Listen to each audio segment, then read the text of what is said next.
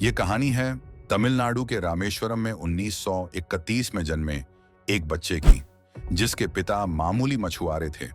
घर में इतनी गरीबी थी कि परिवार का पेट भर पाना तक पिता के लिए बेहद मुश्किल था। जिसके पास न किताबें खरीदने के पैसे थे, न ही पहनने के लिए ढंग के कपड़े। पढ़ाई का ख्वाब आंखों में सजाए नन्हा सा बच्चा खेल खिलौनों की उम्र में पढ़ाई का खर्च निकालने के लिए अखबार बेचना पड़ा। 8 साल का बच्चा सुबह 4 बजे उठता और रामेश्वरम रेलवे स्टेशन और पास के बस स्टेशनों पर रोज अखबार बेचता था। एक ऐसा इंसान जिसे अपनी स्कूली फीस भरने के लिए मंदिर में प्रसाद बेचने का भी काम करना पड़ा, जिसे मद्रास इंस्टीट्यूट में एडमिशन के वक्त अपनी बहन के गहने गिरवी रखने पड़े, जिसने वायुसेना में पायलट बनने का सपना देखा था, वो आखिरकार भारत के राष्ट्रपति की कुर्सी तक पहुंच गया, जिसने पूरी दुनिया के सामने मिसाइलें और सैटेलाइट्स का जादू बिखेरा। इतनी गरीबी के बावजूद यही बच्चा आगे चलकर भारत का 11वां राष्ट्रपति बना। जी हाँ, ये कहानी है देश के राष्ट्रपति रहे एपीजे अब्दुल कलाम की। एपीजे अब्दुल कलाम का जन्म 15 अक्टूबर 1931 को तमिलनाडु के रामेश्वरम में हुआ था। उनके पिता जैनुलाब्दीन एक नाविक थे और मां आशियम्मा एक गृहिणी थी। परिवार की आर्थिक स्थिति बेहद सामान्य थी और इसीलिए कलाम जी ने अपने बचपन में अखबार बेचने का काम भी किया ताकि अपने परिवार का सहारा बन सकें। उनका सपना था कि वह आकाश में उड़ते पंछियों की तरह उड़ान भरें और यहीं से उनके जीवन का सफर शुरू हुआ। कलाम का बचपन का सपना था कि वह एक लड़ाकू विमान के पायलट बने। उन्होंने वायुसेना में पायलट बनने के लिए परीक्षा दी थी और 9वें स्थान पर रहे, लेकिन केवल 8 लोगों का चयन हुआ। इस तरह उनका यह सपना अधूरा रह गया, लेकिन उन्होंने कभी हार नहीं मानी और आगे चलकर वैज्ञानिक बनकर अपनी ऊंची उड़ान भरी।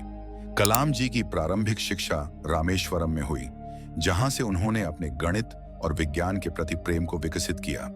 1954 में उन्होंने सेंट जोसेफ कॉलेज से स्नातक की डिग्री प्राप्त की।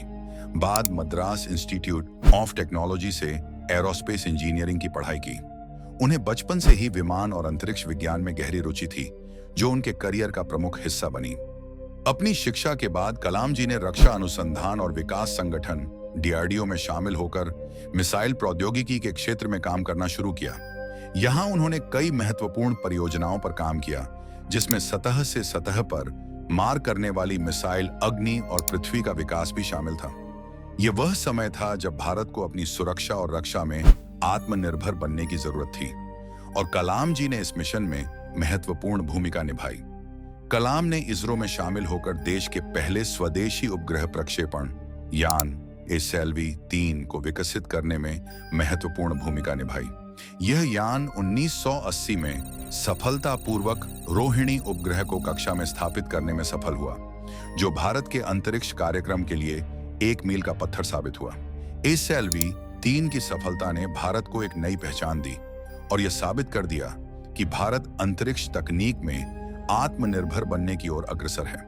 इसरो में अपने योगदान के कारण कलाम को भारत के अंतरिक्ष कार्यक्रम के पिता के रूप में भी जाना जाता है। कलाम को मिसाइल विकास के क्षेत्र में उनके अभूतपूर्व योगदान के लिए मिसाइल मैन का खिताब मिला।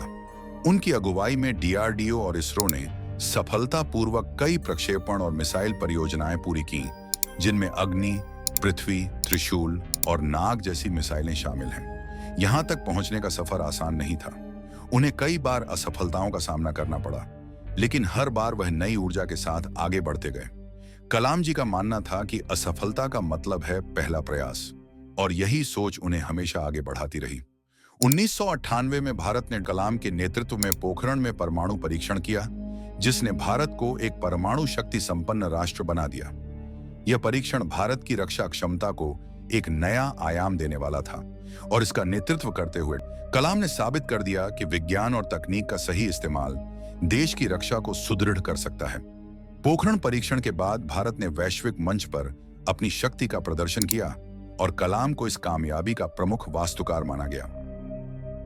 2002 में डॉक्टर कलाम भारत के 11वें राष्ट्रपति बने। एक वैज्ञानिक और शिक्षाविद से राष्ट्रपति बनने तक का यह सफर बेहद प्रेरणादायक था। राष्ट्रपति रहते हुए उन्होंने हमेशा युवाओं और बच्चों को प्रेरित करने पर जोर दिया। उनकी सादगी, विनम्रता और भविष्य की दृष्टि ने उन्हें देश भर में लोकप्रिय बना दिया। राष्ट्रपति बनने के बावजूद कलाम हमेशा जनता के राष्ट्रपति बने रहे। वे सरकारी कार्यों में पारदर्शिता, शिक्षा सुधार और तकनीकी विकास के समर्थन में खड़े रहे। कलाम हमेशा कहते थे, सपने वो नहीं जो हम सोते वक्त देखते हैं, सपने वो हैं जो हमें सोने नहीं देते। उनका जीवन और विचार हमेशा युवा पीढ़ी को प्रेरणा देने वाले रहे हैं। उनके अनुसार शिक्षा और ज्ञान किसी भी देश की सबसे बड़ी संपत्ति है।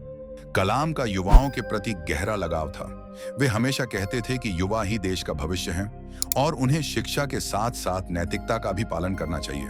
उनका मानना था कि अगर युवा पीढ़ी सही दिशा में कदम उठाएगी तो भारत को एक विकसित राष्ट्र बनने से कोई नहीं रोक सकता। 27 जुलाई 2015 को जब वे शिलांग में एक स्पीच दे रहे थे, तब दिल का दौरा पड़ने से उनका निधन हो गया। लेकिन उनके विचार, उनकी उपलब्धियां और उनका सादा जीवन हमेशा भारत और दुनिया के लोगों के लिए प्रेरणा का स्रोत बने रहेंगे। उनका जीवन इस बात का उदाहरण है कि कैसे कठिनाइयों और सीमित संसाधनों के बावजूद कोई व्यक्ति अपने सपनों को साकार कर सकता है। आज भी उनके विचार और कार्य भारत की युवा पीढ़ी को प्रेरित करते हैं।